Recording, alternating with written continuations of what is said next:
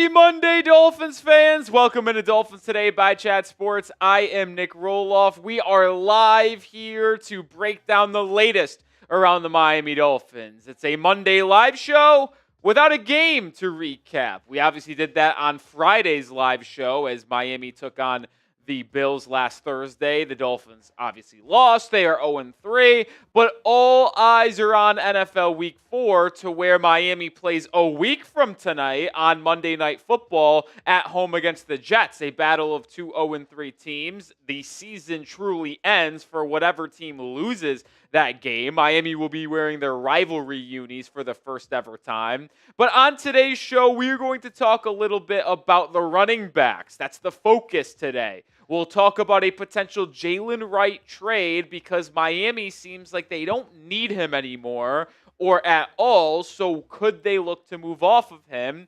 Plus, Ollie Gordon, he is a hidden gem that I think Miami needs to take advantage of more. They simply have not played him as much as they should. He's been ultra effective in his limited carries and snaps. Play him more. We'll also do a Q&A, but hopefully everyone had a good weekend and is ready to talk some Dolphins football. We welcome in producer Jeffrey Cooperstein, and as we do, shout out your city for me down in the comment section. What's up, Coop? How we doing today, Rolly? You know, better than last Friday, that's No for doubt. sure. Last Friday, I got hit with a wave of Dolphins loss. Tyler Hero gets surgery on his ankle. It was a bad day for Nick Roll. You were down pretty bad last very Friday, angry. I won't lie. But it is a new week, and we have some interesting discussion today regarding Ollie Gordon, Jaylen Wright, the potential to move Wright maybe before the trade deadline. So that's something we're going to discuss and maybe keep in mind. I also realized that I've been wrong on something for the past month and a half today. Yep, Coop. I realized that as well. So I have consistently said that the trade deadline for Miami, well, for the NFL, is November 4th. That is not inaccurate. But what I have consistently talked about is the Dolphins' record prior to the trade deadline. And I have always said, well, they play 8 games before the deadline, the final one being in Atlanta, Week 8. Well, that's actually not true. I got my dates mixed up in my weeks. The final week before the trade deadline is actually Week 9 against the Baltimore Ravens. Thursday Night Football. Miami plays Thursday Night Football at the end of October, and then that following Tuesday is the deadline. So although I've been saying they could be 3-5, 4-4 at the deadline, no, they're actually going to either be 3-6, 5-4, 4-5, 2-7. They play 9 games before the NFL trade deadline. So we'll see what their record ultimately is. But nonetheless, I do think Miami could look to trade Jaylen Wright. We got my guy building Phins up in Connecticut. Aqua Club member. That's correct. Good call out, Cope. We got Stupfi in Germany. We got MIA in New Jersey. We got Emmanuel in the Bahamas. We got Simon in Germany. We got 2 people in Germany. How about that? We have Pony Boy in West Palm Beach, Florida. Paul in Sarasota. Joseph is saying shut up. Okay. Slaying Cats is in Boca Raton. Tyson is in Miami, Florida. Rob is in Kansas. Trade Tua and Wright, says David Neal, watching from Connecticut. Francisco in St. Augustine. Ducky, where's that? St. Augustine? No, the comment below. Ducky. I have no idea. Oh, Odessa? No. Hialeah? Hialeah? Oh, yeah, I don't know where that is. No? Okay. Fort Lauderdale, Charlotte, North Carolina, Pittsburgh, Odessa, Texas, Richmond, Virginia, Allentown, Pennsylvania, Norristown, Pennsylvania. You got a couple Germanys in here. I know. 2 Pennsylvanias in a row. How close do we think Allentown and Norristown is? Over, under 100 miles, Coop. Ooh. Let's look it up. I'll take the under. So you think they're close? We also had, I wanted to shout out someone, MIA Joe's Restoration in Piscataway, New Jersey, the home of Rutgers. Hialeah, Florida, says I said 100 miles. I don't know. That was a full guess from me. Oh, my goodness. Coop, the over-under was 51. I thought we said over under 100. You're right, because the answer is 51. I was like, let's go. Oh, That's wow. good stuff Pretty right close, there. pretty close. That's talking geography. That's talking geography with Nick Roloff and Jeffrey Cooperstein. By the way, I'm terrible at geography. Maybe the worst geographical person, geographical person, maybe of all time. We fun fact, me and Cooper are in a trivia league, not together, we're on separate teams. When there is a geography question, I actually start getting the cold sweats because I am so incompetent when it comes to geography. You know your place. No, I don't want to answer. And when my teammates are trying to think of the correct answer to the question, I don't even want to throw out possible answers because I mostly am wrong on even if it's a country. Like, I'm not kidding. I'm so tired. There was a question one time about like a Middle Eastern country, and I just threw out a thing that I thought, and it wasn't even a real thing. I remember that. Yeah, Yes. it's just bad. Your teammates can pick you up there, though. Yeah.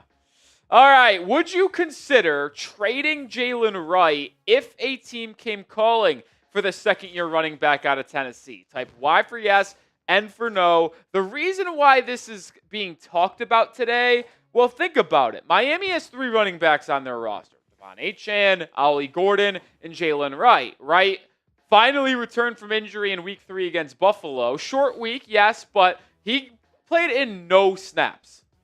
Goose egg. And a lot of us fans have wanted Ollie Gordon to get more snaps. Well, the thing is, if you want Ollie Gordon to get more snaps, which I think most people do, well, you're also not going to see Jaylen Wright get an uptick in snaps because who are you taking snaps away from if you're giving them to Gordon? You're giving them or taking them away from Achane. Well, you're not taking snaps away from Achane and Gordon to give some for Jaylen Wright. So to me, it feels like Wright doesn't have a real place on this roster right now. So if a team came calling and offered a pick for Wright, I think Miami should consider it. I'll explain why more in a video coming up, but I wanted to get your thoughts. I'm an OG2 guy. Yeah, it also is our live pin poll. 52% say yes, so it's very much up in the air. But Ponyboy says no. Official says yes. Building Phins Up says yes. Lansing Moore says no. De'Von says yes. It's tough. Like, I think when you project the future of this Dolphins backfield, I see it with Gordon and Achane. Yes. I don't really see Jaylen Wright part of the future running back mix anymore. And I can't blame Wright fully. Like, yes, he had a bad preseason, but he got injured, and then Ollie Gordon has looked awesome. So it's like, not his fault he got hurt, but the point remains, I don't think he's a top 2 back on your roster. And if you can get a day 3 draft pick for your 3rd running back because he's a young former 3rd round pick from a year ago, then you should probably trade him. I agree. I think 4th round pick, excuse me, not 3rd round pick. I think it'd be worth it if you could find a trade partner for him. And we'll discuss some potential destinations for Jaylen Wright. But at the end of the day, I think if you have Ollie and Achane as your 1-2 punch, it doesn't get much better than that. So you can always find a 3rd running back. Those are dime a dozen. Right, and the Dolphins are projected to have a lot of draft picks next year. If you feel as if you want to add a 3rd running back in like a young one, you can just draft another running back in the 6th or 7th round next year, pick one up in UDFA. Like, you could find so many running backs to play that 3rd RB role, but having a top 2 duo, and that's important. And I think Miami has one right now. So this kind of comes off the back of the Jaylen Wright question. Should the Dolphins play OG2 more? The Dolphins have had 165 offensive snaps to this point in the season. Ollie Gordon has only been on the field 34 times. That, to me, is a little unacceptable. 34 snaps for Ollie Gordon through 3 games is not good enough. It averaging 11.33 snaps a game. Quick math. You know, we talk about me not being good at geography. I think I'm awesome at quick math. You're a quick math guy. I am a quick math guy.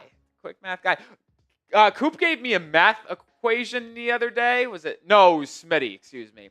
Smitty a couple weeks ago gave me a math equation. It was just a photo. Going back, not a hard one. It was just like a 3x plus 7 equals 3 parentheses x minus 4 or something crap like this. And he's like, can you get it out with first try? And I went through the motions and nailed it. And Smitty was without writing it down? Well, all up top? No, okay. like seeing it and then kind of like writing it on the phone, and I nailed it. I think math is something that I can always remember. See, That I'm sticks with not a me. math guy Yeah. whatsoever. I see Carlos saying yes. What's the square root of 14? Trick question. You can't get me. You can't get me, man. The square root of 14? Yeah, I can't get me. I know things, man. I know things. Coop, do you know? It doesn't exist. Thank you. It's good. Yeah. Coop was giving me a face. No, I thought I knew that Coop one. was gonna try to give me an answer. Oh man. I can do square. Oh, I think I read it wrong. It's square root of 144. It's 12. Come on. I can do square roots up to, I believe, 14. I know them by heart. I actually couldn't give you 13 or 14 offhand. I mean, I could figure it out if I sat here and thought about it, but just like purely just like quick remembering. At least I'm pretty sure I know what 13 is. I couldn't give you that. Solo saying yes. Carlos saying yes. Ryan says he wants a 50-50 with Achane and Ollie. I wouldn't go that far. I think if the Dolphins were on offense for 60 snaps, I think I'd want to see 35-25. If I want 40-20. I want 40-20. 40-20. 40-20. Look, De'Von Achane's one of the most electrifying players Yeah. in the league. 40-20. But the truth is, I want them to share the field a lot more. Yeah, absolutely. I looked at it up, and we'll go more into That's it here. something- The Dolphins have only had Ollie Gordon and De'Von Achane on the field together for 5 snaps that actually counted. They were on the field together a couple times before a false start, but for the play to actually happen, 5 plays. That's something that I want to see as well. I mean, that's another wrinkle that McDaniel can throw into there, try to throw off the balance of opposing defenses. So I'm in for that. Absolutely. I almost forgot Jordan Addison is back. I also did. Yeah. All right. Well, as we continue here in this pre-show process, hit that thumbs up icon. We got 101 people. We need to get to 50 likes, Coop. We need a 50% like rate. We need 50 likes before we get today's show started. We got 27. Hit that thumbs up icon. Let's get to that 50 like number, and then we'll get the show started. As I teased in our little monologue open, if you will, we're talking running backs today. We're mentioning a Jaylen Wright potential trade, Ollie Gordon, he needs to play more, and then we'll also be doing a Q&A at the end of today's stream, so make sure you use hashtag Dolphins or Super Chat to get it on the mailbag. Also, remember, during our weekly live shows, instead of it costing $100 to get into the Dolphins Aqua Club and Hall of Fame, it only costs $50. We got a bunch of people in, including Building Phins Up in the live chat. Shout out to Building Phins Up. You're a legend. But we need to get to 50 likes to get today's show started. We're at 34. So we need 16. The bosses need us to get to 50. Hit that thumbs up icon, and then we'll get into the show, which is this coming up live here. Jaylen Wright potential trade. Ollie Gordon needs to play more. And then a Dolphins Q&A. That's what I'm saying, Horace. That's what I'm saying, man. That is what I'm saying. But we need 50 likes. We're at 36. Hit that thumbs up icon. Help us out. Let's get to 50. It's just simple math. That math I can do. 100 divided by 2 is 50. You know, I'm proud of you, Coop. I mean, that's pretty good stuff. I did fail algebra in high school. Did you really? First time. Only class I've ever failed. I failed one class in high school. Well, that's actually not true technically. I didn't fail the class. I failed a quarter, if you will. Oh, yeah, that doesn't count. Yeah, it doesn't count, but the class was English. No way. I just decided not to do the final. Just cause? I just didn't do it. That's awesome. And I failed the quarter, passed the class. Holy shit. I didn't do the final paper. I just didn't do it. You were just like, I'm Didn't do just it. not doing it. Didn't do it. Do your parents know this? Oh, yeah. That's sick. That's a power move. They weren't honestly. very happy with me. I figured. That's awesome. Just didn't do it, man. 5 more likes. It's the only time I've done something like that. I was actually, I wouldn't say I was a really good student, but I really tried. I was always a B+. That's who I am. I'm a B+ guy. Me too. 80, 89 guy. In high school, that was my average. My average GPA or class or GPA, you ever call it, through the 4 years of high school was 88.7.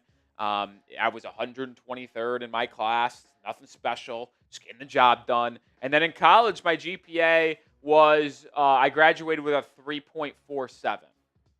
Which, I don't actually remember what my no, GPA I remember was. because I was very annoyed with it being a 3.47 because It could have been a 3.5. it could have been a 3.5, and if you know anything about like your certificate, not that it means anything for the magnitude of life, but like you graduate with a 3.25 to 3.49, and you get a specific there's you get the laudes or whatever they're called. That's a specific one. So if I was a .03 better and I got to 3.50, I would have had a different laude, whatever the hell it's called. And now it's just so it kind of annoyed me that I came up .03 short. Kind of horseshit they don't round up. That's just me, though.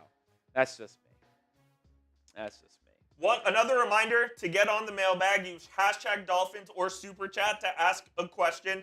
Like, for instance, hashtag Dolphins, should Ollie Gordon start next week? If that's a question you want to ask, use hashtag Dolphins, ask your question. We'll get it on the mailbag coming up in about 40-ish minutes or so. Yeah, Coop is going to make sure the questions are all good and ready to roll. Doubt. So you guys be on the lookout and get that puppy done for me, please.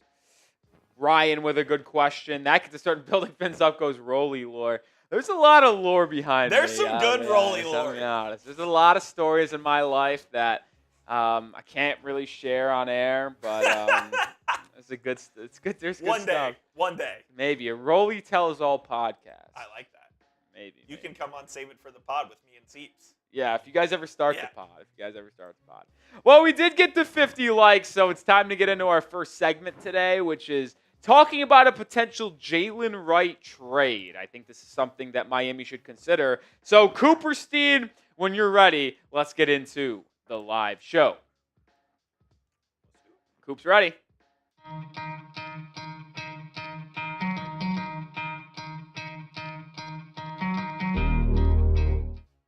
Could the Miami Dolphins trade second-year running back Jaylen Wright? Well, unfortunately, he didn't look that good in the preseason. He got banged up, which forced him to miss the first 2 games of the season.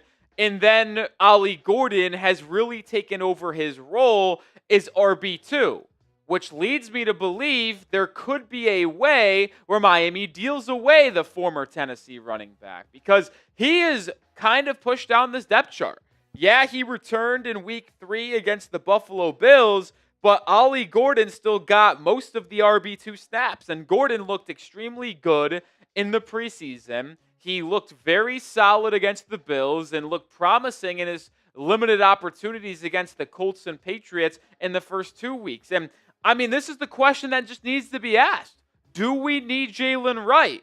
It would be one thing if Jaylen Wright looked explosive, looked agile, and was dominating in the preseason, looking like a really solid RB2.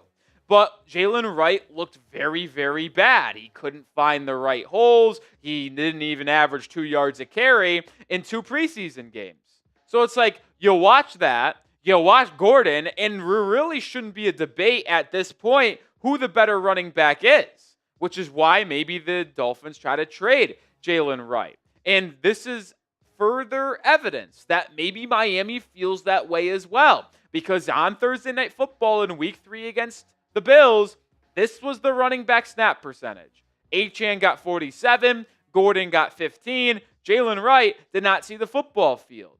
And I'll echo the sentiment home one more time. I know it was his first game back with a lower body injury. But with how well Ollie Gordon has looked, how bad Jaylen Wright looked in the preseason, you have to ask the question, why hold on to a second-year RB in Wright if you can trade him when you have Ollie Gordon cementing himself as the RB2 and change of pace back to De'Von Achane? And I'll say this, folks. If the Dolphins do make a trade between now and the November 4th trade deadline, we will have you covered. So subscribe today. Join the channel for daily Dolphins coverage. You look at what Ollie Gordon did in NFL Week 3 against Buffalo in just 15 snaps. It was very good. I also want to make note of this. 9 carries for Gordon in 15 snaps is an incredible percentage of touches to snap ratio, which also I will argue is a little bit rough that it's that high because you don't want to telegraph, hey, Ollie Gordon's on the football field 70% of the time. They're going to give him the football. So you do got to be careful of that. But 4.2 yards per carry, reached the end zone on the opening drive for Miami, converted a couple third and shorts and fourth and shorts, and forced missed tackles, 4 of them as well, in just 9 touches. He was actually graded out, by the way, as one of the best running backs in week 3. Out of running backs that saw the football field 10 times, just minimum 10 snaps in week 3. He was 5th in overall PFF grade, 9th in missed tackles forced, 8th in yards after contact, and 8th in first downs picked up amongst NFL running backs. So Gordon looked really good in that week 3 performance. Like, it's just hard not to argue that Ollie Gordon needs more snaps. Achane is an absolute weapon. He's so fun to watch. But he borderline is more used as a receiver, I feels like, than a running back at this point. So with Gordon looking good, Achane as dual of a threat as he is, that just leaves Jaylen Wright out in the cold as that RB3, lucky to get on the football field 4 or 5 times a game, not touching the ball, just on the field. And I'll go back to his preseason deficiencies because in the first 2 preseason games before he got hurt in that week 2 preseason game against the Lions, he had 13 carries for 19 yards. That's terrible. I mean, that is not even 1.5 yards per carry. It's actually just around that number. He did reach the end zone, but he also fumbled while the Dolphins were in the red zone of a preseason drive. So about 1.5 yards per carry, a fumble. He just couldn't get anything going. And you can't even argue. It's like, oh, yeah, the Dolphins' second and third O-lines are bad, which is true, but that's the same O-lines that Ollie Gordon was running behind in the preseason. Like, Jaylen Wright simply is not as good as Ollie Gordon. I hate to say it because I really like Jaylen Wright coming out of college, and I really thought he was going to be in for a big second year. But the injury and with how well Ollie has looked, how are you going to justify playing Jaylen Wright over him? And if that's the case, you should think about trading him because there's no place on this roster for Jaylen Wright long term. So, pin comment on today's show. Would you consider trading Jaylen Wright? Type Y for yes, type N for no. Like I said, pin comments. If you get 2 bad breaks, scroll down, let it play, and answer today's question. If it's not abundantly clear to you at home right now, sadly, I would consider trading Jaylen Wright because I don't see a future with him on this Dolphins roster. And I'm not the only one seeing this. This is from an outsider's perspective, but the NFL draft analyst and scout for ESPN, Matt Miller, said that just before the Week 3 games kicked off on Sunday, so on Friday afternoon, Friday morning to be exact, he was spitballing, says, maybe the Chiefs should trade for Jaylen Wright. The Chiefs are a team that could use a running back. Isaiah Pacheco, Kareem Hunt, they don't really have a long-term running back over in Kansas City, and maybe could use some explosiveness. So I understand the fit there, but I want to tie this back into Jaylen Wright because if the Dolphins do think about moving on from him, since they have Ollie Gordon and Achane as their top 2 running backs going forward in all likelihood, I could see Wright getting a lot of tension potentially at the trade deadline on November 4th. As a former 4th-round pick, Miami had him very high on their board, was very excited about bringing Wright into their building, but it just hasn't panned out. And this is a guy that ran around a 4.4 40-yard dash coming out, very speedy, has solid size, good pass protector. Like, I could see teams lining up to potentially trade for Jaylen Wright. We mentioned the Kansas City Chiefs. The Arizona Cardinals are a team I think could be interested, especially after James Conner suffered that real gruesome lower body injury in week 3. His career very well might be over, and they could be looking for a nice complementary back to Trey Benson, who projects to be the new lead man in Arizona. I think the Vikings could be interested. Aaron Jones injured, older player, needs someone to complement Jordan Mason. The Dallas Cowboys could be interested. Yeah, they drafted Jaden Blue and have Javonte Williams. but that running back room doesn't sell me. And I'll throw the Houston Texans out there. Joe Mixon's on the PUP list. No one knows when he's going to return. Woody Marks has been Nick Chubb is kind of old and declining. These 5 teams could very well be interested in adding another running back, and I think anybody would be interested in Jaylen Wright if the Dolphins made him available. More coming up here, including what I think he could get in trade compensation. But this episode is brought to you by Prize Picks. You and I make decisions every single day. Well, the right decisions on Prize Picks can get you paid. Being right is the right thing to do on Prize Picks. So simple. Just pick 2 to 6 player stat projections, more or less. If you get your picks right, you could cash in. Prize Picks invented the flex play, which means you could still cash out if your lineup isn't perfect. Double your money even if one of your picks doesn't hit. I have a lengthy entry in for Monday Night Football. 6 players. I went to the max. More than on Amon-Ra and Derrick Henry touchdowns. I think they both get into the end zone. More than Lamar Jackson rush attempts. More than Sam Laporta receiving yards. More than Tyler Loop fantasy score. And more than Zay Flower receptions. If you didn't get the memo, I think it's going to be a high-scoring game between the Lions and Ravens tonight. Join me and the millions of others. Download the app today and use code CLNS to get $50 in lineups after you play your first $5 lineup. That's code CLNS to get $50 in lineups after you play your first $5 lineup. Links in the description and comments of today's video. Prize Picks. It's good to be right. Speaking of right, I think he's got trade value, man. I think he does.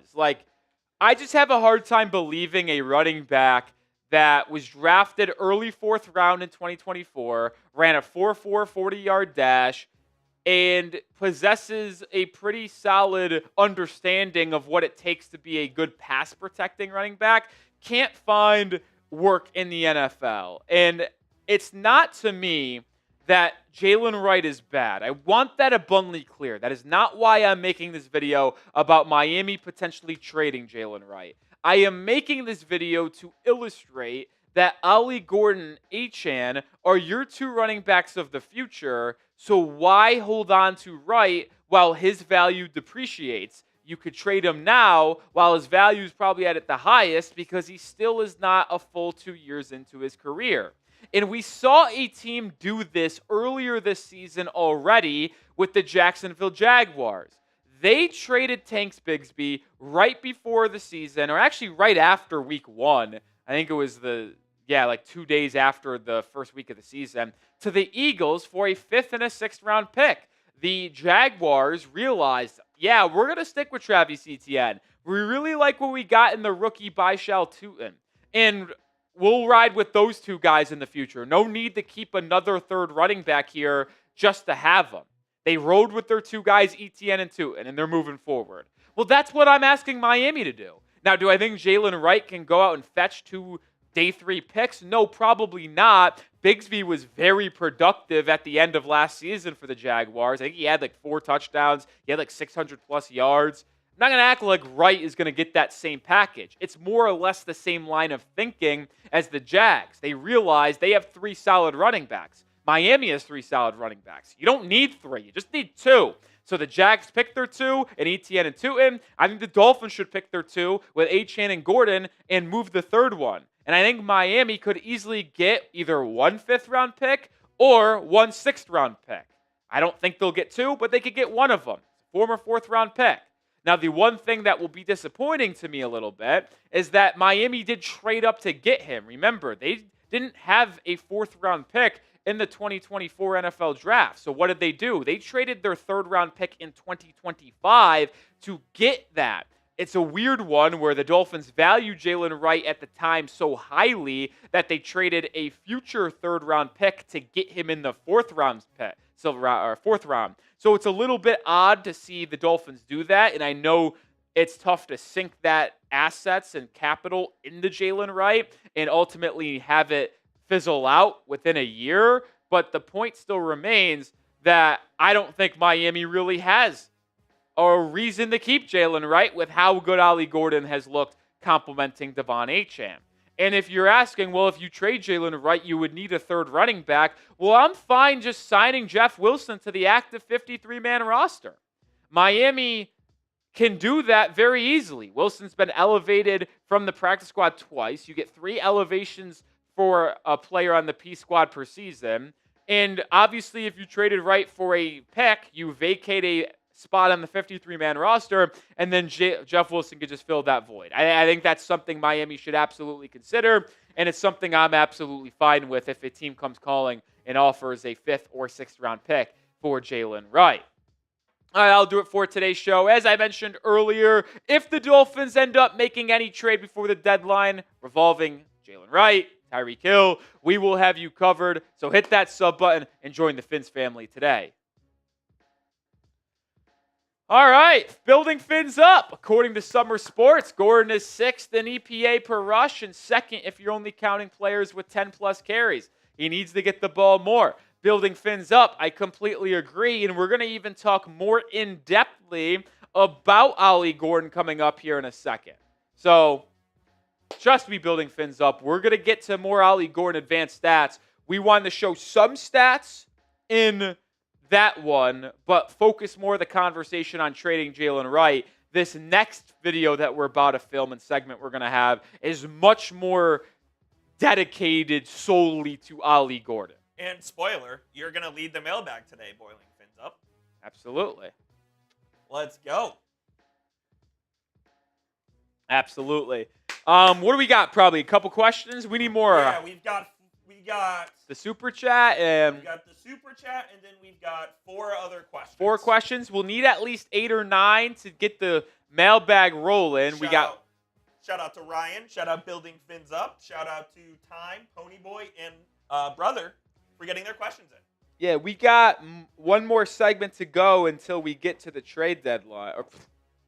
I wish. I'm all over the place. I just decided can't do it. And one more until we get to the Q&A. So make sure you get your questions in. We'll ask obviously more in-depthly, but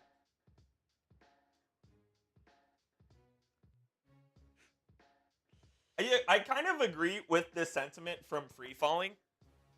Achane's a great weapon, but can you use him as an every down back? Exactly. I don't think you can. Exactly. Which is why you need someone like Ollie Gordon, who has a different skill set than Achane does, which means you can kind of just mix and match them and use them in the best scenarios. That's kind of what I'm in on. Good question from Brother. Is it just me, or should Nick Westbrook-Akine get more involved? Yeah, he's really been non-existent. That was a signing in free agency that I really liked, and they have not used him. They really haven't. I mean, they've been using, it's been Tyreek, it's been Waddle, and then you're seeing a lot of Hayden Connor, or whatever his name is, the fucking tight end. And then you're seeing some Julian Hill. Like, you haven't really seen Nick Westbrook-Akine. You've seen some Malik Washington. Probably not enough Malik Washington, if I'm being honest. Even he got some carries, though, in week 2. So they didn't pull that one out last time. Yeah. Paul, that's a good question.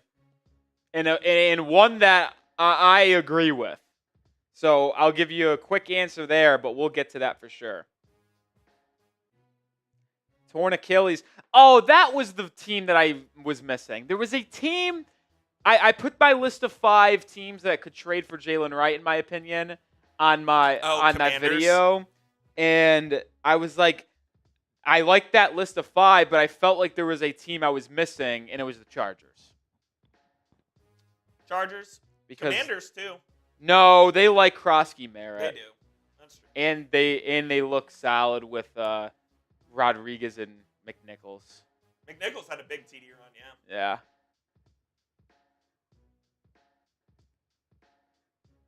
Yeah, Cardinals fans do want MHJ out. Did you see his interview after the game? To be fair, though, Marvin Harrison Jr.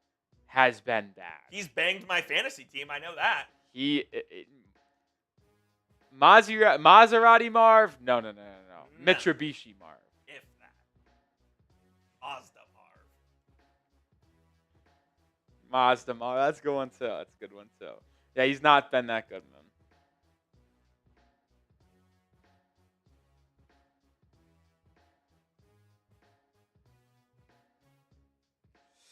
Does Oregon go into Penn State this week? They do go into Penn State. It is the whiteout. Whiteout at night. There is no chance they go in there and win that game. My friends who I gamble with are all over the Ducks. I can't buy it. Dante Moore going into the whiteout? Are you fucking kidding me? It's Penn State by a million. I can't do it. No. I'm nervous. But my friends that I gamble with are also the people that are going to place the bet. So if I hammer Penn State, they're going to know that I'm fading them. They don't lose that game. That's what I'm saying. They do not lose that game. Oh, shit, man. Oh, shit. All right. I forgot I committed to something, so I'm missing both that and Alabama, Georgia. What'd you commit to? I'm going to Medieval Times for a friend's birthday. Wow. Yep. So I'll be watching on my phone. Do I know the friend? You do not. That's bad. That's. I am upset that I will be missing the games on Saturday. I have a real valid reason. Reason. That's flat out bad. Yeah, it's not good. So if the games are close, do your friends not like sports? They do. It's one of my friends. I think it's like 40th birthday. 40. Yeah. So I'm going. Cool. I didn't know you had friends that were 40. From the group at the Londoner. Yeah. Well, you're the mayor. No, not me. Coop is the most humble guy I've ever met. It's unbelievable. What's my Whataburger order? I don't go to Whataburger. You're not a Whataburger guy. I haven't had Whataburger in 2 years. I think I had it twice in the first 8 months I moved down here, and I don't think I've had it since then. So I'll answer that, Ryan. I last time I had Whataburger was probably about 2 months ago. Bacon cheeseburger with fries and the spicy ketchup. Ironically enough, when I've gone to Whataburger, I've never gotten their cheeseburger. Breakfast? No, I've gotten their that barbecue chicken melt. That's fire. Which I do admit it's pretty good. Very good. Last time I was there, which was 2 years ago, I got a Dr. Pepper milkshake because I wanted to try it. It was abysmal. What? You think? Oh, dude, it's so good. The Dr. Pepper milkshake was horrible. I love it. Their Dr. Pepper shake's good. I also like when they have it, but it's limited time only. The Buffalo Ranch chicken shrimp sandwich is very good. Interesting. And then the breakfast burger is excellent. Yeah, I love breakfast burgers. Like a sunrise burger is my favorite thing. You get bacon, a sunny side up egg on a cheeseburger. It's just terrific. Staten Island has, their sunrise burger is so good. All right, well, enough talking about Whataburger. Let's get into our next segment on this live show, which we're talking about Ollie Gordon, who I have labeled as a hidden gem Miami simply is not using. Let's get into that segment right now, Cooperstein, whenever you're ready. The Miami Dolphins are not using a hidden gem on their roster, and it's time to unleash this hidden gem. I am Nick Roloff. This is Dolphins Today by Chat Sports. Who is that hidden gem? Well, it's no one other than sixth-round running back Ollie Gordon. The Oklahoma State product showcased his abilities in the preseason, in training camp, and he's looked extremely efficient so far through 3 weeks of the regular season, yet Miami is still not using him as much as they should.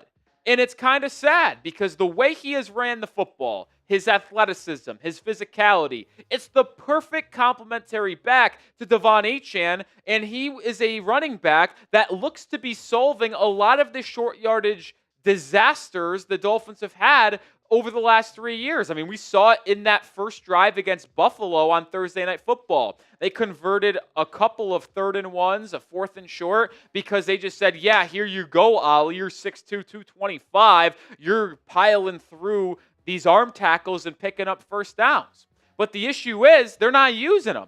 Ollie Gordon, through 3 weeks, has just appeared in 34 of the 165 snaps. Less than 30%. That is unacceptable for a player who has looked as talented and productive as he has.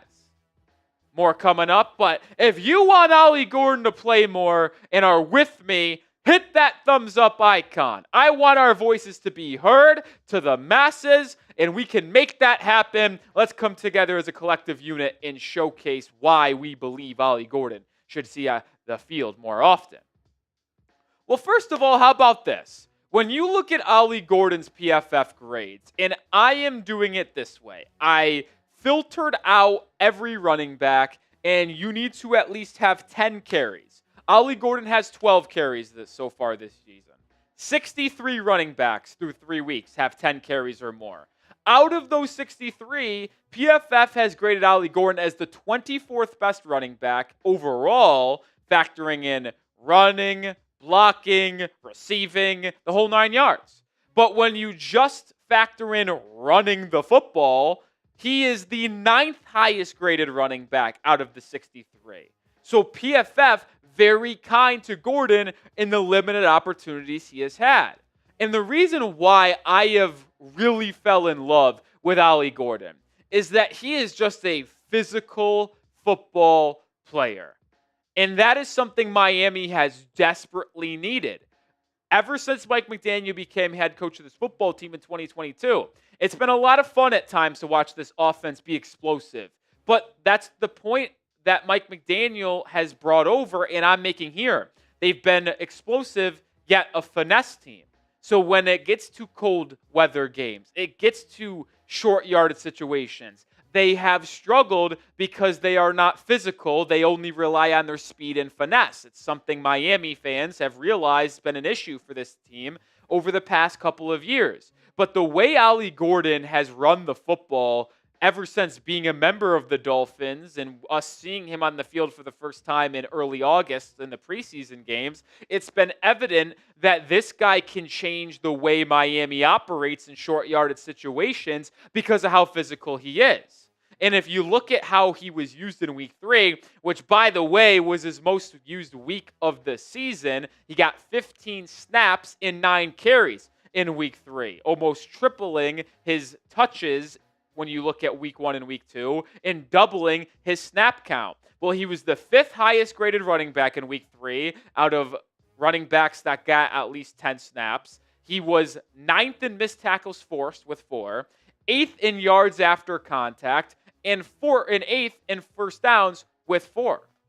It's just so impressive. And if you take away just in week 3 and look at running backs who have had at least 10 carries and their yards after contact on the season through 3 weeks, Ollie Gordon ranks 9th in the entire NFL. There's about 64 running backs that qualified there. So he has, in some of these PFF grades, some of these advanced metrics, ranked in the top 15, top 20 in almost every statistical category. Yet Miami still does not use him more than 30% of the time. It is just a wasted opportunity. Like, you're leaving valuable production on the bench. There needs to be a way to get Gordon into more personnel packages and get him on the football field. So what say you? Are you with me? After a little bit more of explanation, should the Dolphins play OG2 more? Type Y for yes or type N for no. I do understand to a degree why Ollie Gordon may not be seeing as much snaps as we think he should be based off his ability to be productive in the run game. And it all starts with his inability to pass protect. And this is an issue that I would say 90% of rookie running backs face. When running backs make the jump from collegiate football to professional football, the number one thing that they always struggle with is blocking edge rushers and linebackers coming off the edge and coming on blitzes because they are simply faster and more physical at the NFL level. Well, PFF has graded Ollie Gordon through 3 weeks at pass blocking at 25.0. And when you watch the tape as well, it's not great either. And he actually made a couple crucial mistakes in that week 2 loss against the New England Patriots to where if he makes the couple pickups in pass pro, doesn't have a false start penalty late in the fourth quarter, you never know. That game might ultimately turn out differently. But the Dolphins are 0-3, and I am not going to dwell on the past too much with his pass blocking mistakes. I am willing to live with the growing pains of Ollie Gordon learning how to pass block to get him on the football field more. Because this is not a small running back we're talking about. We're talking about a 6'2", 225 back. He is going to be able to lay some physical blocks on edge rushers in blitzing linebackers. And if you need Ollie Gordon to chip an edge rusher before running into the flat on a route, he'll be able to deliver a very solid blow. It's not like I'm asking 5'8" De'Von Achane to do this. No, this is a much bigger physical running back. And I'm willing to live with the growing pains because what I saw in week 3 against the Bills was too good to deny. He got 9 carries in 15 snaps. That ratio of touching the football to snaps is astronomically high. It's almost too high to where it becomes predictable. And I want to make sure the Dolphins are aware of that and kind of don't just give Gordon the ball when he's on the field, but averaging 4.2 yards per carry, reaching pay dirt, and forcing 4 missed tackle. Yeah, that's elite stuff. Like the blend of physicality and explosiveness that Ollie Gordon has is exactly what Dolphins fans have been clamoring for over the past couple of years. We all love De'Von Achane. We all believe he's a top 10, top 15 running back in football. I do for sure. But his limitations are there because he is so small. He can't really dominate in between the tackles in short yardage situations. Ollie Gordon can. And because Achane is so small, you wonder about his long-term career ability to stay healthy if he takes on so many hits. So why not try to prolong his explosiveness, prolong his career by taking back his snaps a little bit, taking back his touches, and giving them to Ollie Gordon? It makes a lot of sense to help the Dolphins now, but also in the future. More coming up, but join the channel, join the family here at Dolphins Today. Daily news, rumors, and analysis, 100% free. Subscribe today for more around the Miami Dolphins. And I want to look here at the stats for each running back through the first 3 weeks when it comes to running the football. We are not taking into account De'Von Achane's receptions. Achane is still a little bit more efficient, 4.9 yards per carry, but Ollie Gordon has reached pay dirt on a carry. He also has forced 4 missed tackles, Achane with 8. But that's the one area to where if Gordon gets 30 carries, you're going to see about 11 missed tackles forced for Ollie Gordon compared to Achane's 8 if you averaged it out. And when you look at Ollie Gordon, and this is not filtering out any running backs, by the way, his EPA per rush this season is plus 1.7. That is 13th best in the National Football League. Like I said, that accounts for every single player that has run the football. Ollie Gordon's EPA per rush is 13th best. His rushing yards over expected per attempt, by the way, is 0.04 yards. That's 31st best. So think about every running back that has gotten a carry, or even every quarterback that has gotten a carry. Gordon ranks in the top 32 in rushing yards over expected per attempt and EPA per rush. I truly do believe that if Ollie Gordon was given the same opportunities as De'Von Achane, merely running the football, Ollie Gordon's not going to be as effective as a pass catcher. We know that. But I think we would see an ultra-productive OG2 in the running game. I think he could be a bell cow back in the NFL. Maybe I'm drinking the Kool-Aid because he's maybe one of the only positive things that this Dolphins football team has. But I enjoy watching him every time he has the ball in his hands. And I do think he could be a legit lead running back in the NFL. We see late 6th rounders and UDFAs become this for their respective teams all of the time. And if you look at the 2 running backs Miami has running in between the tackles, it is night and day. And we've talked about this. Achane, smaller, finesse, speedy back.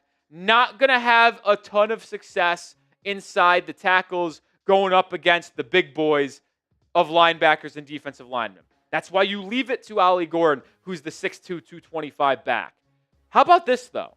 Even though Achane is pretty efficient, 5.9 yards per carry, Ollie Gordon's averaging 5.6 yards per carry in between the tackles, 3.9 positive EPA per rush, and a successful percentage of 85.7.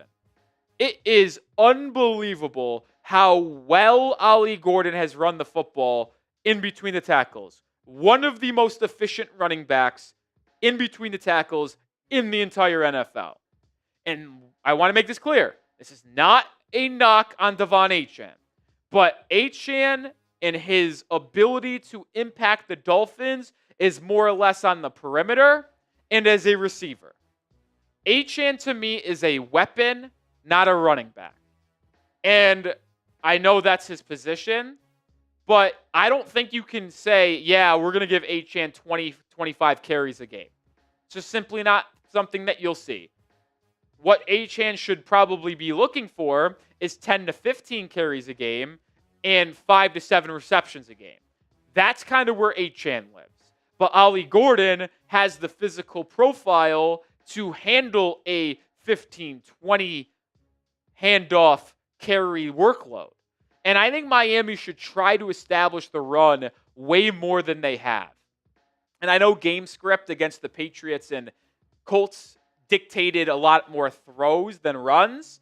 But if you are able to create a well-balanced offensive attack, I think we should see the Dolphins have at least 25 carries a game. And I'd like to see maybe De'Von Achane and Gordon split that. Like, you're not going to see snap percentage split, but purely carry-based, 12 carries for Achane, 13 for Gordon, then you get Achane the ball in space in the receiving game. I think that's the best way to use both your talented running backs. We're going to round out the show here in a little bit, but take advantage of the rivalry collection being on sale. The Dolphins wearing their rivalry jerseys for the first time in Week 4 against the Jets on Monday Night Football. You can grab a hoodie, grab a hat, a jersey of your choice. You can grab a polo, a t-shirt, any style, any color wave of the rivalry collection. Available at chatsports.com/Dolphins rivalry. Links in the description and comments of today's video. Grab yours today. If you order it on today, Tuesday, you might be able to get it before Monday's game. I'd also like to see the Dolphins experiment with having both Achane and Gordon on the field together. And I think it is something that would work very well because of all of the positives Achane can bring to the field in terms of the receiving game. It's not like you're going to bring them both on the field and not use them both. No, you're using them both, and they're going to make the opposing defense think twice of like, okay, both of them on the field. It could be a handoff to Achane. It could be a handoff to Gordon. It can be a passing play, and Achane goes out on a route. It could be a screenplay. Like, there's just so many different things you can run with those two on the field together. And through 3 weeks of the season, we've only seen it 5 times. I think that is just unacceptable. I really do. I mentioned it earlier in the show. 165 offensive snaps. Only 5 of them have been shared of Achane and Ollie Gordon. I don't like that. And in those 5 plays, these are the results of the play. 9-yard De'Von Achane run, and fun fact, the play was actually a swing pass behind the line of scrimmage. They faked the handoff to Ollie Gordon. They had the linebackers commit and stand still, like, oh, we got to respect the Ollie Gordon rush. And then it was a quick pitch out to Achane where he gets on the perimeter and picks up 9. And that's the exact thing. You created space for Achane on the perimeter because the linebackers in New England had to respect Ollie Gordon potentially getting the football. Now you run that again, and you see the linebackers float maybe a little bit towards Achane, hand off Gordon 5 yards, 6 yards up the middle. Second time they shared the field together, it was an Ollie Gordon screen pass where he went a little angle screen. He picked up 5 yards, a couple incomplete passes, and then once again, it was a Achane screen play, 7-yard screen for the running back. So, I just think you see enough positivity out of these 5 plays to where you can see more snaps together. And Mike McDaniel actually talked about it on Monday in his press conference, saying that it's tough to get them both on the field together because if you're creating a personnel package for that, you're taking away a personnel package. And it's like, well, you're taking away snaps from Alec Ingold, or you're taking away snaps from Malik Washington, Nick Westbrook-Keeney, a potential Darren Waller, Julian Hill. And what do I say to that? Abso-fucking-lutely. Why do I need to see Alec Ingold? No offense. He's been awesome in his career in Miami. He's a captain of this football team. But if I had to choose between a dual running back set of Achane and Ollie Gordon or Alec Ingold there blocking, I'm going to choose the 2 running back set that creates more misdirection. I am. If I have to choose between Julian Hill or Ollie Gordon, yeah, I'll sacrifice not having a tight end.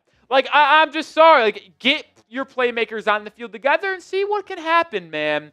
Dolphins offense hasn't been the complete issue for the Dolphins through 3 weeks. They scored 27. They scored 21. Now, obviously, the disaster in week 1. But I would like to see these two share the field more because I think they can be special together as a duo. That'll do it for this episode. More videos to come throughout the week as we get ready for NFL Week 4. We'll have another video out later today, so subscribe, turn on notifications, and I'll see you then. Go Phins. All right. 2 segments down. 1 more to go. There were a couple plays on TNF where you had a running back to the left and Alec Ingold to the right of Tua. Why not just replace Ingold with the other running back? It's the same personnel package. You just replace Ingold. I just don't understand why they couldn't do that.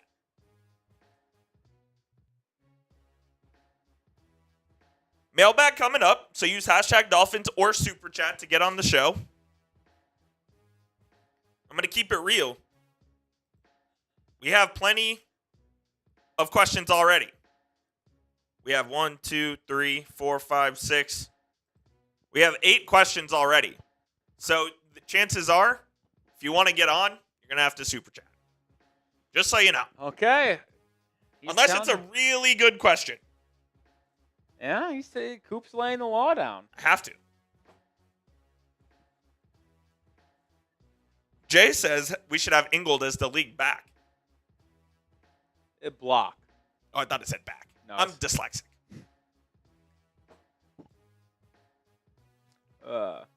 What up, Mr. 72 Fin fan? How many? So we have enough questions. We have 8 questions. 8 questions. Are they? Can they all be used? Is the question. Most of them. I would say all of them. All right. Well, let's get a couple more in there. We need a couple more. Use hashtag Dolphins or Super Chat. What's up, Marshall Rogers, Nashville, Tennessee? I saw someone today say they're in California, Los Angeles to be exact. I will be there this weekend. You will be. I will. I am flying in to LA on Thursday. LAX. Have fun. I've been to LAX before. It's a dude. I actually was thinking about that earlier today. I can't remember. I've been to LAX before, but for whatever reason, I cannot remember being there. I was just there in February. It was a doom. What was the doom for you? The traffic getting in there is so bad. Oh, yeah. It's horrific. Well, I'll say this. Good news for me. When I fly out of LAX, my flight's a red eye. Ooh, that'll help. On Sunday night, there's going to be no one there. You'll be okay. Like, my flight's legitimately at 11:59 p.m. on this upcoming Sunday, and I'm landing in Dallas at 5:30 in the morning so I can be here ready for y'all that Monday night football game. And you won't have to get an Uber, I assume. From? The airport, to and from. No, yeah, I won't have to pay for an Uber to and Yeah. from because my girlfriend's picking me up. Now, her picking me up on Thursday could probably be a disaster, and then the traffic from LAX to where she stays, which is an hour away, is probably going to be brutal, but... Is what it is. Are you looking forward to any food? I have been told we're probably going to get sushi when I land, so I'll say... Lil Nobu? No, Nobu. And then apparently Friday we're going out to a dinner spot she went to that she's fond of. Saturday I think we're just gonna make our own dinner and go to a beach or something like that on Saturday night. Personal Fire Fest. I was gonna say missing all the games. Yeah. Is she aware that these games are happening? No. Have you made her aware? No. Do you plan on making her aware? No. Because I've already committed Sunday to us watching NFL all day. Oh, so you had to pick your battle. Pick and choose my battles. Yeah. And because I'm always working on Sundays here, I never get to watch an NFL Sunday as a fan. No doubt. Of the sport. So I'll just take advantage of that. We're going to go to a bar. She was actually at a bar yesterday watching the games. And she said it was awesome. So I think we're just going to go back to that one. Fourth quarter, 1-score game. Penn State, Oregon, or Alabama, Georgia on your phone, yes or no? Yeah, I'll pop it up. Okay. That's my guy. Yeah. I'm going to Compton. Not going to Compton. Actually, I think it's the exact city that she's in is it Amarillo? Is that the name of it? Rancho Cucamonga? It might be Amarillo. It's like 20 minutes away from Malibu. Interesting. So it's not Malibu, but it's close. So you could go to Nobu. Oh, yeah. I mean, she actually tried. Oh, really? To see if she could get in. Just couldn't get in. Yeah, it's impossible. Malibu, where's the place? Yeah, we have a Cosm in Dallas, Ryan. It's pretty cool, too. I've been there once. It was pretty cool. I went Yeah. there for North Carolina Duke College basketball. Cosm's dope. Where is this place? It's not Calabasas. Am I dumb? I've looked on the map before. Oh yeah, Camarillo. That's the place. Camarillo. Oh, interesting. Okay. Yeah.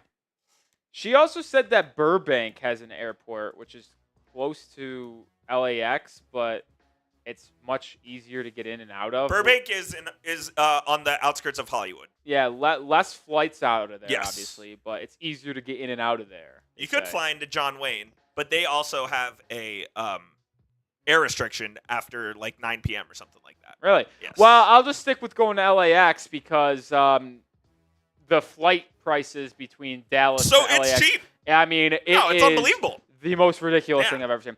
Well, and my parents asked me, like, and I was like telling them, I was like, when you fly to because I'm flying American, Dallas, DFW is like the biggest American hub there is. Yeah, and the headquarters is here. Yeah, and then like if you want to power rank the next 4, LAX is probably in there. Yeah, Phoenix would be number 2. So it's like when you fly American hub to American hub, there's just a gazillion flights. There's like legitimately every day 12 flights going back and forth from LA and Dallas. So the flights are incredibly cheap because, I mean, listen, economics, supply, demand. No There's doubt. so much supply to where the demand is low, which is why it's cheaper. Phoenix, Miami, LAX, New York Yeah. would be the main hubs. Yeah.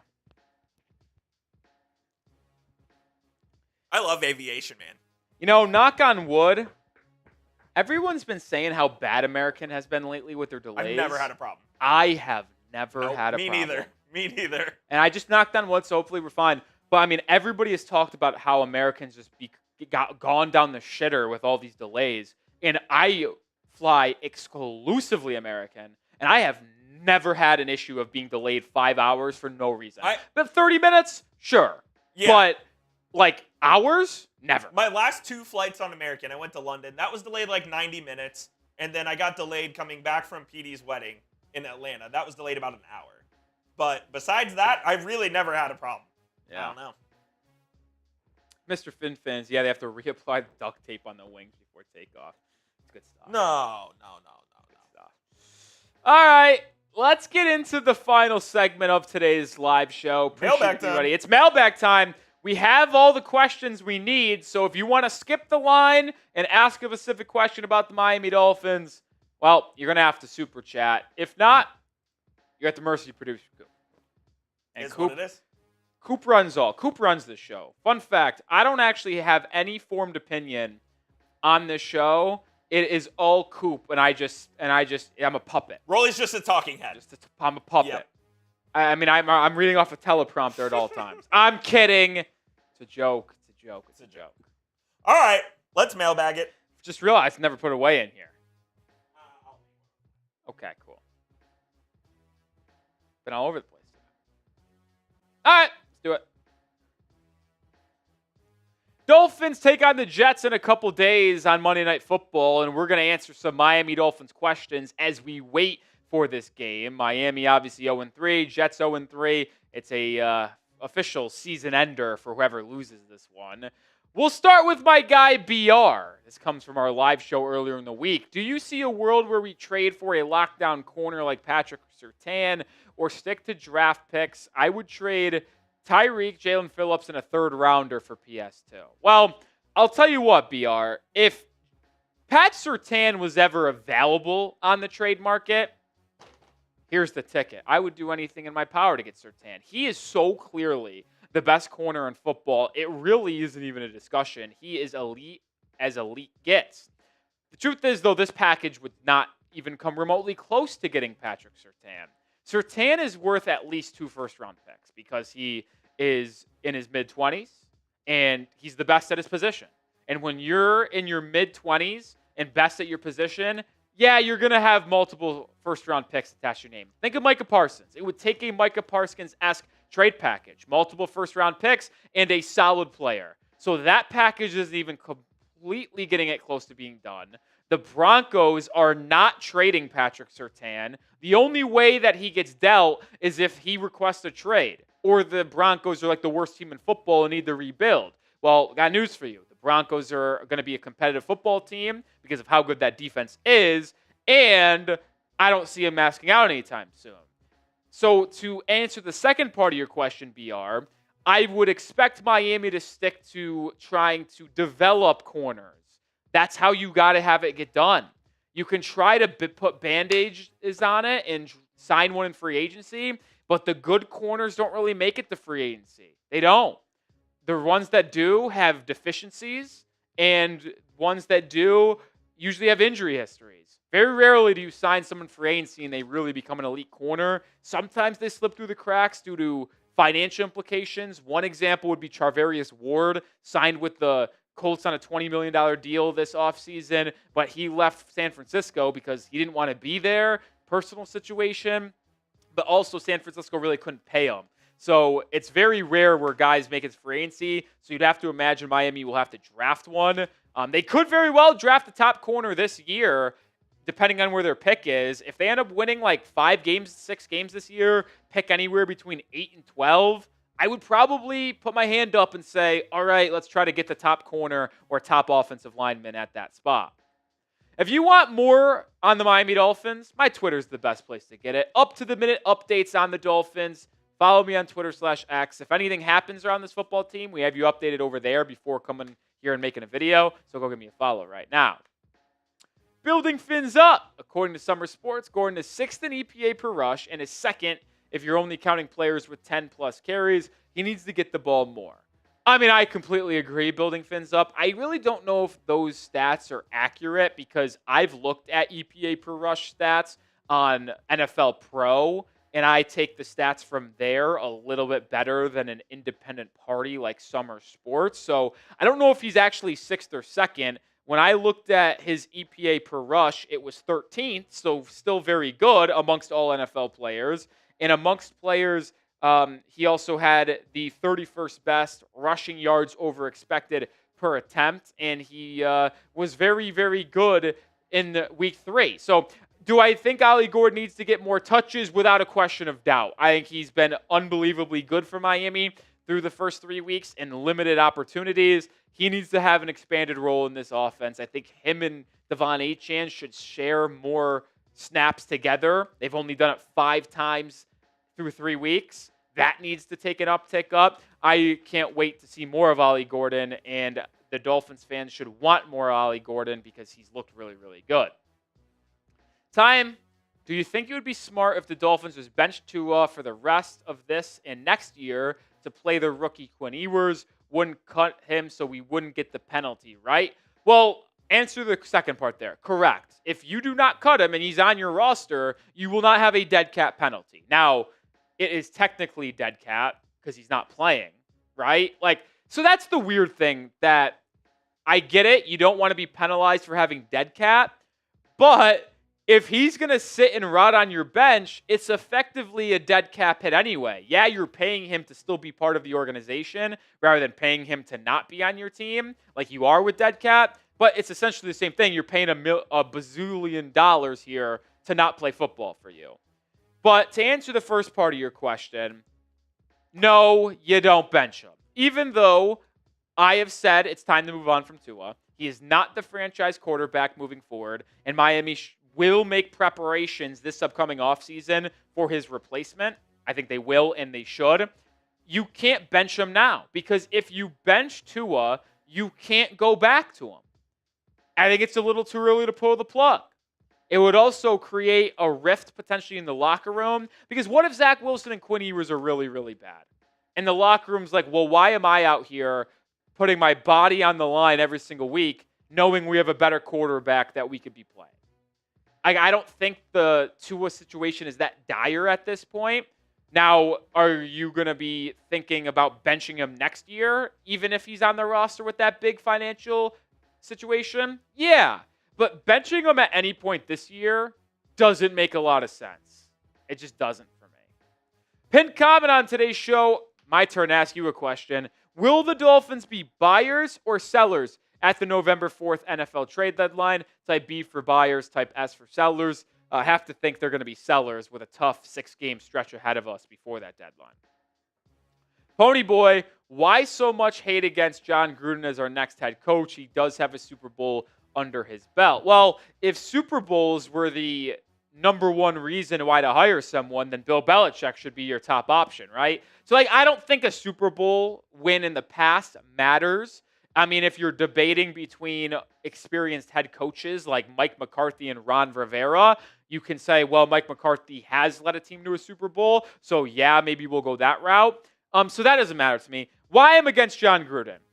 He has not coached in, 4 years? When was the last time he coached? 2021? I think I got the time frame right there. So 2021. He wasn't good before the scandal came out when he got fired.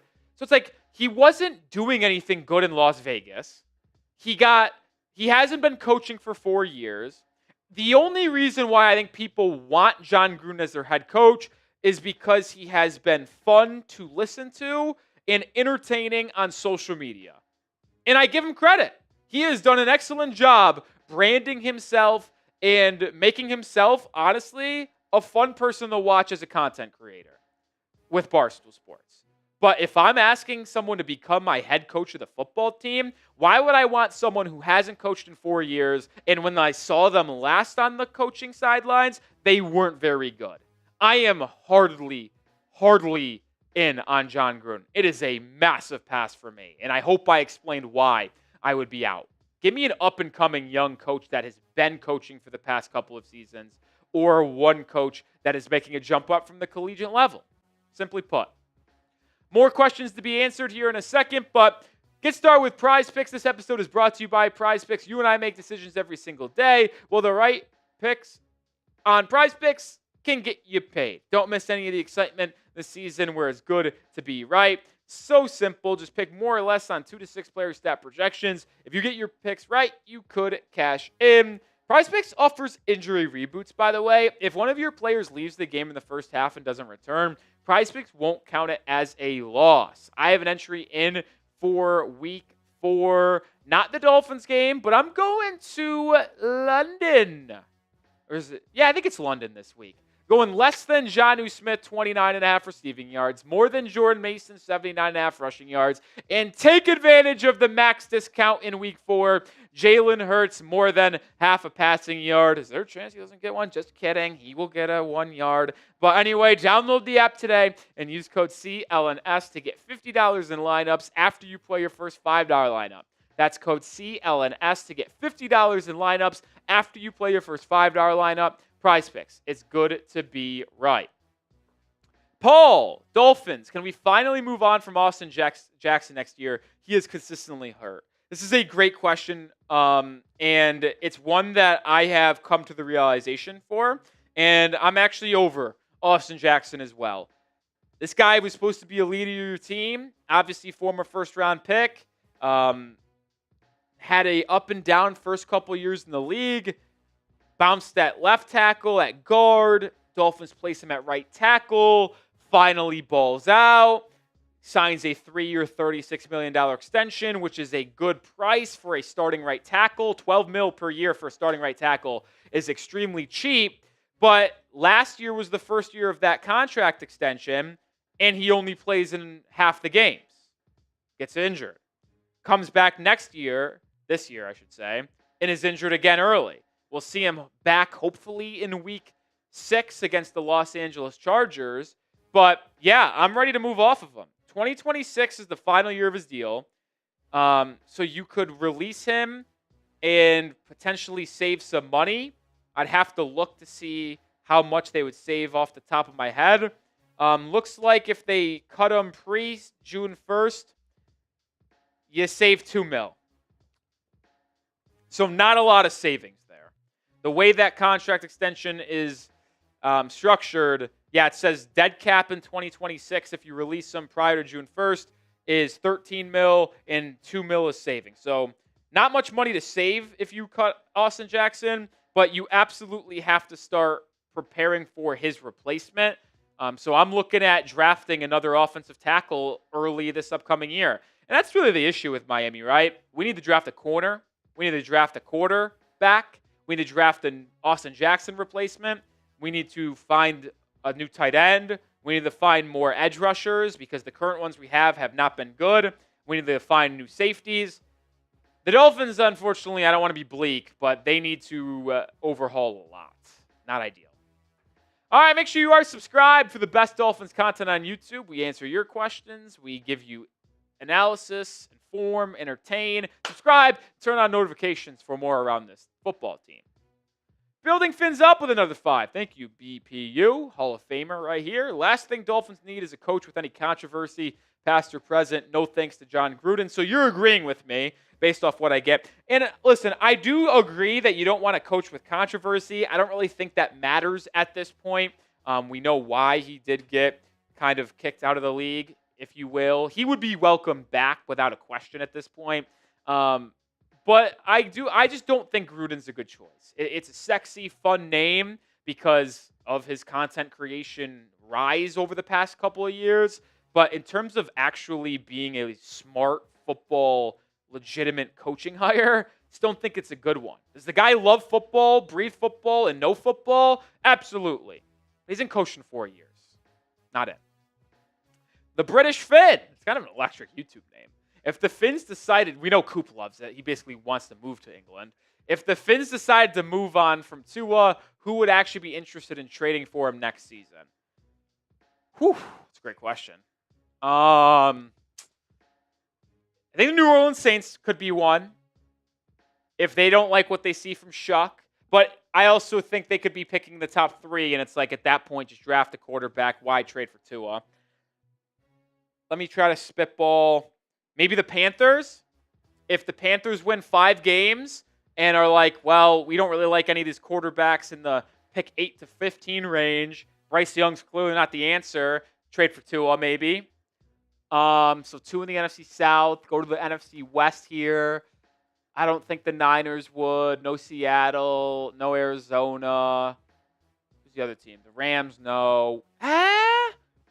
Stafford retires. I could see McVay wanting to run the Tua game. Jackson says no. I could see it. Wouldn't be the most appalling thing in the world. Jets, no. Nobody in the division. I think nobody in the North. Could the Steelers? Honestly, maybe. Aaron Rodgers is retiring after this year. They don't really have a succession plan. So maybe the Steelers. Minnesota, no. Green Bay, no. I think off the top of my head, the 3 teams that make the most sense are the Saints, Panthers, and Steelers. But once again, I think the Saints are going to be picking in the top 3, and they're probably just going to draft one of the top guys. Pittsburgh's sneaky, though. I really do think Pittsburgh's sneaky because they do need to find a quarterback after Aaron Rodgers, and if they're picking in the 20s, who are they going to draft? Are they going to trust one of those quarterbacks there? I don't know. So Steelers maybe. But the truth is, I don't think anyone's going to want to trade for Tua with that contract. And if you do trade Tua, it's likely going to be for a day 3 pick. Because of the contract, I don't see a team offering up anything better than a 5th, 6th round pick, if I'll be honest. Satori, despite the fact we're 0-3, do you think we could turn around the season? What's turning around the season to you? Is it making the playoffs? Is it being a 500 football team? Can the Dolphins be 500 at one point again this season? I guess that'd have to be a subjective answer.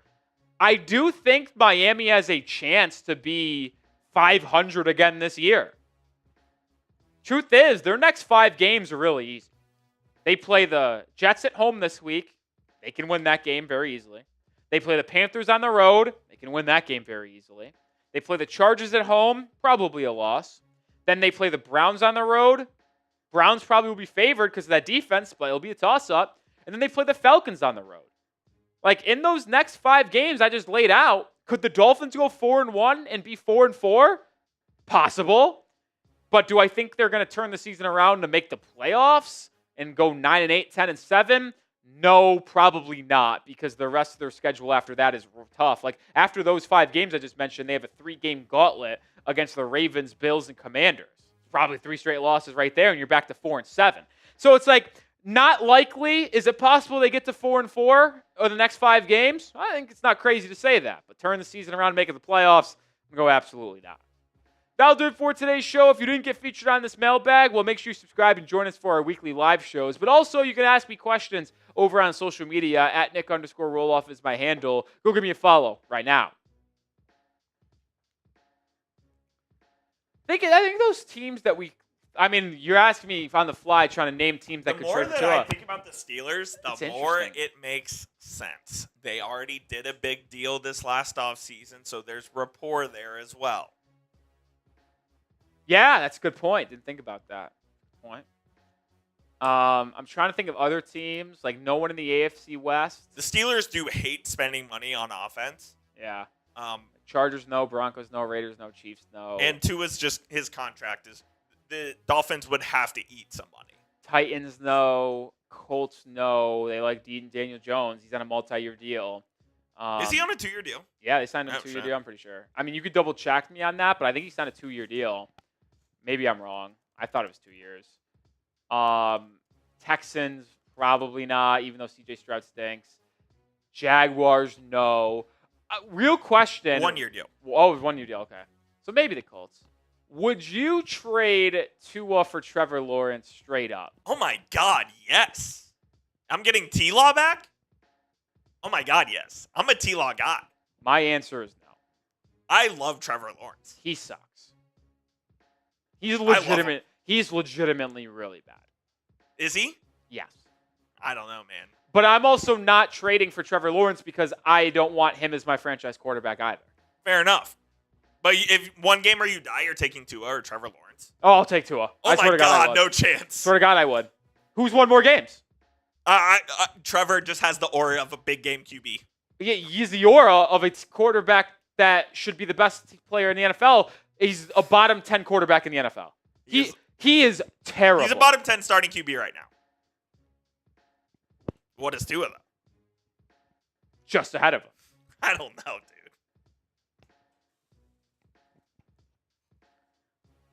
To me, I would rather take my chances sucking and drafting a quarterback in the next 2 years than having Trevor Lawrence. Oh, there's no question about that. Well, that's my point. It's like I'm not trading for Trevor Lawrence when I'll just ride out Tua and then draft a quarterback. Yeah. That's the best option for sure.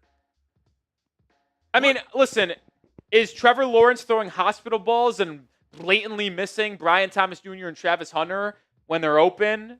Yes. On Jacksonville? No, it's on him. Trevor Lawrence sucks. He's legitimately bad. Never trust a Clemson quarterback. That's the moral of the story. Trevor Lawrence sucks. DJU sucks. Deshaun Watson. You want to elaborate on that? DJU sucks. Cade Klubnik blows. I've been screaming it for 3 years that guy is atrocious. Everybody who says QB1 coming into the year. Listen, I'm not going to claim to be an NFL draft scout, but I could have told you with 2 eyes that guy was fucking horrible. He's awful. Like, these Clemson QBs are bad. They stink. Not dealing with them. You're out. Out. Not doing it. All right. For that reason, I wouldn't trade him straight up. I'd just rather stick with Tua, suck, and then draft a quarterback. You're going to stuck with Trevor Lawrence anyway. You are. Would the Giants do it? They love Dart. Matthew always says T-Law does not suck. I don't think you guys watch Trevor Lawrence. I really don't.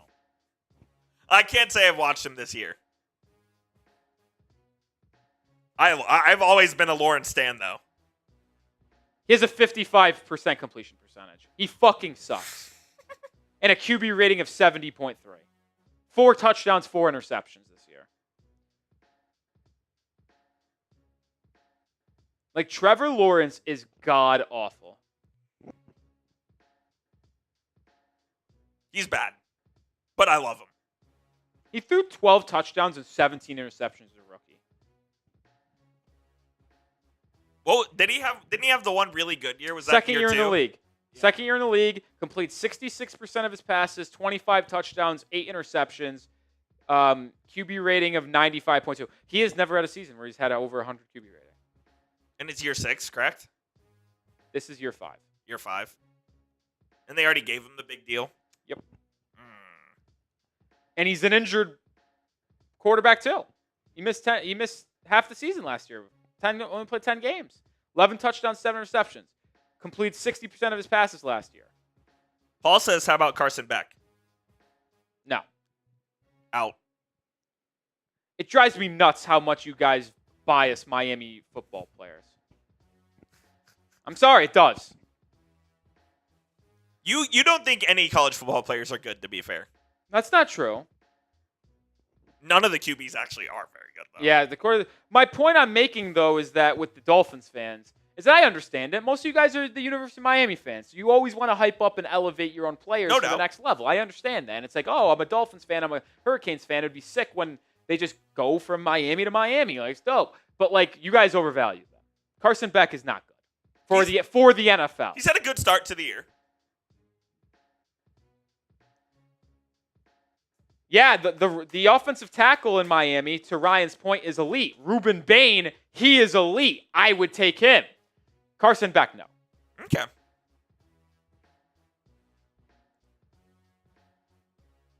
I mean, who's the best QB in college right now? It's John Mateer? It's Fernando Mendoza. It's not your guy. It's Fernando Mendoza through 4 weeks. Through 4 weeks, it might be Mendoza. Joey Aguilar blows. You don't mean that. He does the thing.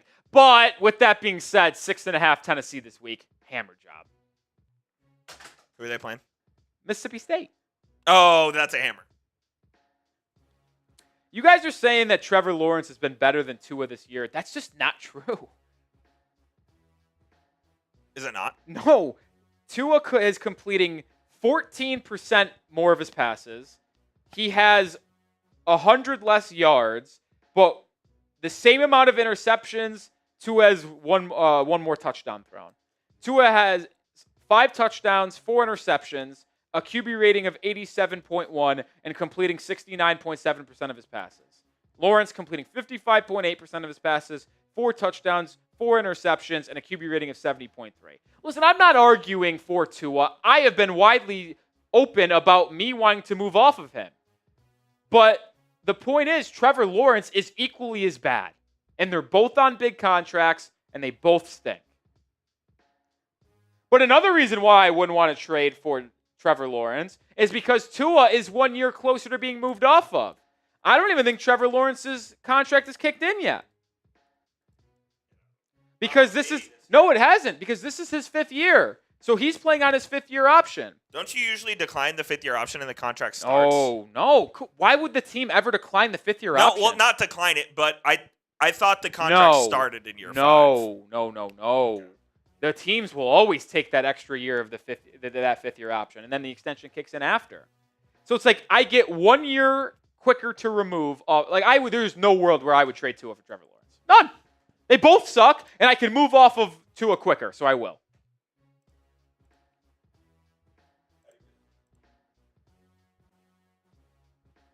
Trevor Lawrence is a bottom 10 quarterback in football. He's horrible. I mean, this isn't accurate. Yeah, it is. No, it's not. I just told you the stats, Coop. Then our software's wrong. Yeah, that's not accounting for week 3. What a joke. That's not accurate, guys. This was coming into week 2. But still, it's clearly the quarterback on the left. It is. Trevor Lawrence sucks. All of them forever. You're watching but not understanding, Coop. Maybe not. All right, that's going to do it for our live show. Appreciate everybody who tuned in and hung out with us here on this Monday afternoon. We'll have videos out later today, Tuesday, Wednesday, and live again Thursday before we head off to the weekend. So appreciate everybody for hanging out and watching us today. We'll see you Thursday with a live show. But like I said, videos out in between. For Coop, for Rolly, peace out.